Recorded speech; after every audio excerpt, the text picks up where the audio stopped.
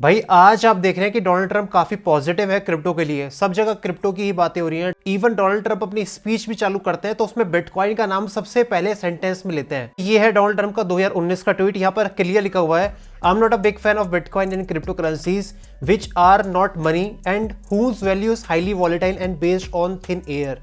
यानी कि मैं फेवर में नहीं हूँ क्रिप्टो और बिटकॉइन के, क्योंकि इनकी जो वैल्यू है ये हाईली वॉलेटाइल होती है और इनकी जो वैल्यू है ये कुछ भी नहीं है, बस हवा की तरह है, कभी है और कभी नहीं है। क्रिप्टो से काफी अनलॉफुल बिहेवियर होता है। इवन यहाँ पर इन चीजों की ट्रेडिंग की जाती है जो कि मैं बोल के नहीं बता सकता।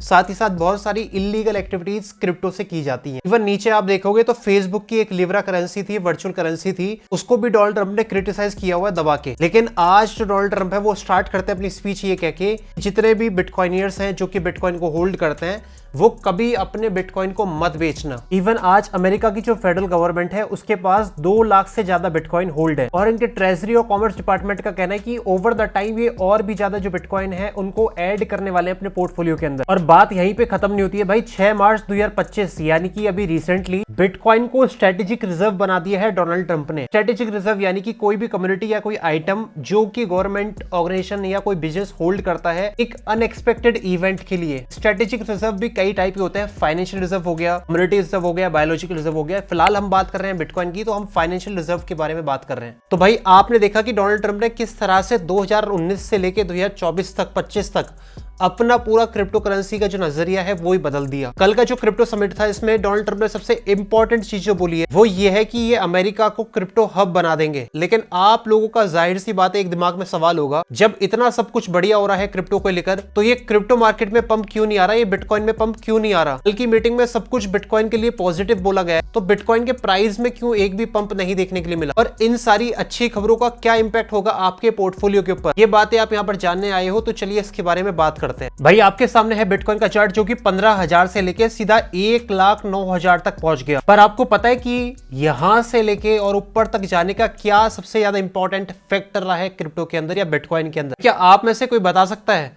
मैं जानता हूं आप लोग क्रिप्टो को बहुत अच्छे से जानते हो, लेकिन आप एक चीज को जरूर यहां पर जाने होंगे क्रिप्टो में कि जो भी नेगेटिव न्यूज आती है क्रिप्टो के अंदर भाई उसका इंपैक्ट प्राइस के ऊपर बहुत तेजी से पड़ता है, लेकिन फिर उतनी ही तेजी से वो जो इंपैक्ट है वो हट भी जाता है। लेकिन जब कोई पॉजिटिव न्यूज आती है तो भाई क्रिप्टो के ऊपर एक साथ इंपैक्ट नहीं पड़ता। अब आप कह सकते हो कि भैया आप गलत बोल रहे हो, तो डॉज कॉइन एक बार में 15, 20, 50% उठ जाता था। भाई मैं 50-60% के बारे में बात नहीं कर रहा, मैं बात कर रहा हूं उस लॉन्ग टर्म मूवमेंट के बारे में। ये जो मोमेंटम हुई है भाई ये हुई है ब्लैक रॉक के ETF के बाद। इवन ETF जो न्यूज थी भाई आप सभी को पता है कि दुनिया की बड़ी बड़ी जो फर्म्स है, फर्म्स जो कि पूरी दुनिया में $10 ट्रिलियन को मैनेज करती हैं, यानी कि दुनिया के बड़े बड़े लोग इनके पास अपना फंड रखते हैं और ये जो दुनिया के बड़े बड़े लोग हैं उनका पैसा मार्केट में इन्वेस्टमेंट करते हैं। जब इतनी बड़ी फर्म ETF का न्यूज लेके आई एक साथ बिटकॉइन के अंदर इंपैक्ट नहीं पड़ा। मुझे अच्छे से याद है ये टाइम कम से कम 3-4 महीने तो ये न्यूज चलती रही कि भैया ETF पास होंगे नहीं होंगे, पास होंगे तो किस किसने पास किए। इसी तरह से ये डोनाल्ड ट्रंप वाली न्यूज है। देखिए अमेरिका दुनिया का सबसे बड़ा देश है, अगर ये इतना पॉजिटिव है क्रिप्टो को लेकर तो 100% ऐसा हो ही नहीं सकता कि भाई और कंट्रीज क्रिप्टो को लेकर पॉजिटिव ना हो। मैं तो कह रहा हूं कि अगर और कंट्रीज नेगेटिव हो जाए और अमेरिका खुद ही पॉजिटिव हो जाए, जो कि ऑलरेडी है, तो भाई यही काफी बड़ी चीज है क्रिप्टो के लिए। तो जो लोग कह रहे हैं कि भाई प्राइस के ऊपर इंपैक्ट देखने के लिए नहीं मिलता, ऐसी न्यूज का जो इंपैक्ट है भाई वो ओवर द टाइम मिलता है, वो एक साथ नहीं मिलता। भाई ये तो हो गई अमेरिका की बात। अब टॉपिक को थोड़ा यहाँ पर चेंज करते हैं। आपने वजीरेक्स का नाम तो सुना ही हो, जो कि इंडिया का एक लीडिंग एक्सचेंज था, ऑलरेडी भाई बंद हो चुका है और वजीरेक्स ने अपने यूजर्स को बहुत ज्यादा परेशान करके रखा हुआ है। एक इंडिया से अपडेट निकल के आई आपके सामने रख देता हूँ। ये अपडेट ये है कि जो अपनी फाइनेंशियल यूनिट है इंडिया की वो अब इन्वेस्टिगेट करने वाली है वजीरेक्स, यानी कि ये अच्छी न्यूज है उन सभी लोगों के लिए जिनका फंड जो है वो आज भी वजीरेक्स के अंदर पड़ा हुआ है। इवन हमने खुद ये सवाल उठाए थे इंडिया में, जब इंडिया की गवर्नमेंट 30% के करीब टैक्स और TDS ले रही है, जो इन्वेस्टर्स है इंडिया से भाई वो सेफ होने चाहिए। शायद हमारी बात को गवर्नमेंट ने सुना है और तभी ही ये स्टेप लेने की यहाँ पर आगे इन्होंने पहल की है। खैर भाई ये थी मेरी आज की वीडियो आप सभी लोगों के लिए जो कि कह रहे हैं कि भाई क्रिप्टो मार्केट में इवन इतना सब कुछ पॉजिटिव हो रहा है, प्राइस के ऊपर इंपैक्ट क्यों नहीं देखने के लिए मिल रहा। देखिए आप इस वीडियो से सब कुछ समझ गए होंगे।